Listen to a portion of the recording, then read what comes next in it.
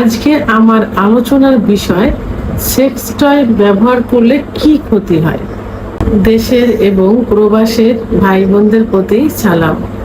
আসসালামু আলাইকুম। আমি প্রভাষক ডাক্তার রিক্তা পারভিন, হোমিওপ্যাথি এবং আয়ুর্বেদিক চিকিৎসক। সেক্স টয়টা কি? এটা হলো আর্টিফিশিয়াল যৌনাঙ্গ, অর্থাৎ কৃত্রিম যৌনাঙ্গ। বাজারে অর্থাৎ এটার জন্য আলাদা মার্কেটই আছে। ওষুধ যেখানে ক্রয় করা হয় পাইকারি, এইসব বড় বড় দোকানে এই আর্টিফিশিয়াল যৌনাঙ্গগুলো পাওয়া যায়, অর্থাৎ কৃত্রিম যৌনাঙ্গ। পুরুষের লিঙ্গের মতো অবিকল ছক লিঙ্গ, একদম নরম, মানে লিঙ্গটা ঠিক যেমন হয় উত্থান অবস্থায় ঠিক সেরকম।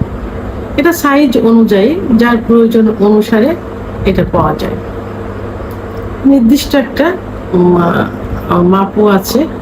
আবার মহিলাদের যৌনাঙ্গের মতো যৌনাঙ্গ পাওয়া যায়। এটা সফট, মানে কোনো হার্ডলি নেই, কোনো বাধা নেই, এটাও সফট। তো এইগুলো বাজারে কিনতে পাওয়া যায়। তো এগুলো এখন অনেকে ব্যবহার করে থাকে। অনেকে প্রশ্ন করে থাকেন, অনেকেই বলেন যে ম্যাম এইগুলো কি ব্যবহার করা যাবে? তো প্রথমে আমি বলবো যে সেক্স টয় ব্যবহার করা এগুলো কবিরা গুনাহ, ইসলামের দৃষ্টিতে সম্পূর্ণ নিষিদ্ধ। কারণ যৌন মিলন করার জন্য আল্লাহ তাআলা নির্দিষ্ট জায়গা দিয়েছেন। নারী পুরুষের আলাদা আলাদা হবে। নারীর জন্য নারীর যৌনাঙ্গ, পুরুষের জন্য পুরুষের যৌনাঙ্গ, এবং দুজনের মিলিত হওয়ার মাধ্যমে কিন্তু এই বংশ বিস্তারটা হচ্ছে, পৃথিবীটা টিকে আছে।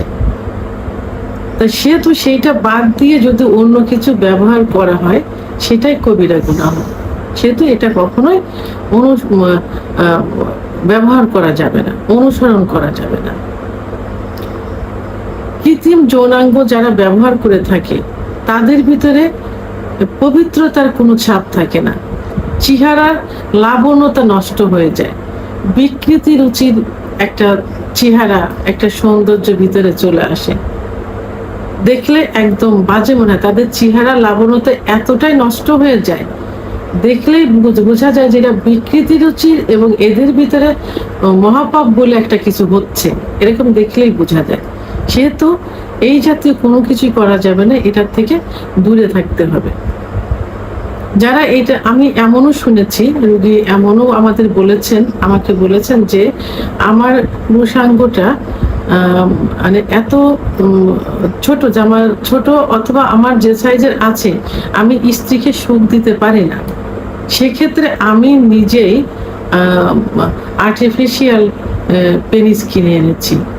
আমি যখন সহবাস করি এই পেনিস স্ত্রীকে আমি ইউজ করি, স্বামী নিজে স্ত্রীকে ইউজ করে। আবার অনেক স্ত্রী বলে থাকে যে আমি সহবাসে অক্ষম, অথবা আমার হাজবেন্ড আমার সঙ্গে সহবাস করে সুখ পায় না, আমার হাজবেন্ডকে আমি অনুমতি দিয়েছি আর্টিফিশিয়াল যৌনাঙ্গ কিনে আনার জন্য, এভাবেও কিন্তু বলেছে। তাহলে এবং সেটা একইভাবে তারা ইউজ করে যাচ্ছে। তাহলে দেখেন যে কতটা বিকৃতি রুচির লোক হলে এটা করে থাকে।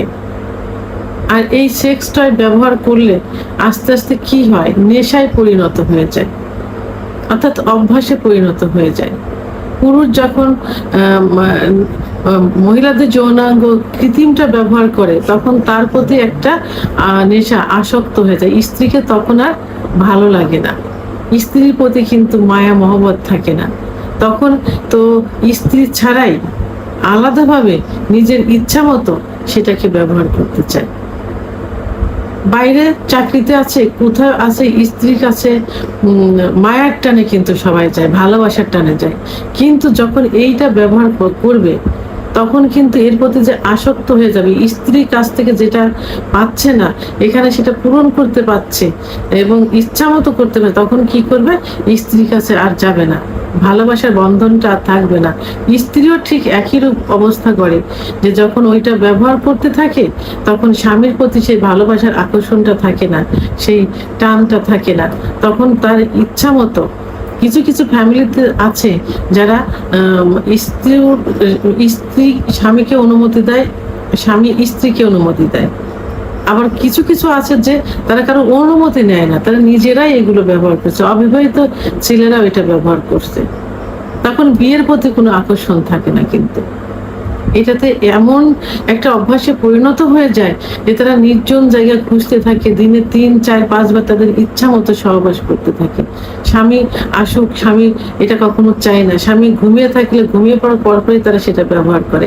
স্বামীরাও ঠিক একই রূপ আচরণ করে থাকে। তাহলে সেই ফ্যামিলিতে কি হলো, একটা পাপের একটা ফ্যামিলিতে পরিণত হয়ে গেল। সেখানে কোনো আয় উন্নতি কোনো কিছুই কিন্তু হবে না, কোনো পবিত্রতা থাকবে না, কোনো কিছুই থাকবে না। এবং এইটা যখন অধিক ব্যবহার করা হয় এবং যখন একটু প্রেশার ক্রিয়েট করে ব্যবহার করা হয়, অনেক সময় দেখা যায় যে যৌনাঙ্গ রাপসার হয়ে যেতে পারে।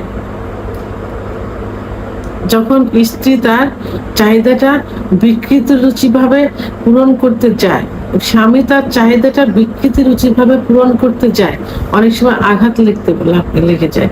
আঘাতে জায়গাটা রাপসার হয়ে গেলে অত্যন্ত ব্লিডিং হয় এবং সেখানে ক্ষতের সৃষ্টি হয়।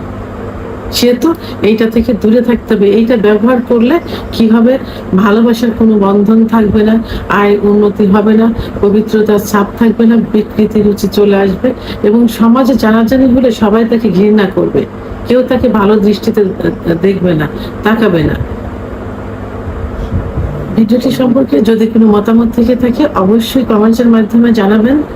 আর ভিডিওটি ভালো লাগলে লাইক, কমেন্ট, সাবস্ক্রাইব করে আমার সঙ্গে থাকুন। আল্লাহ হাফেজ।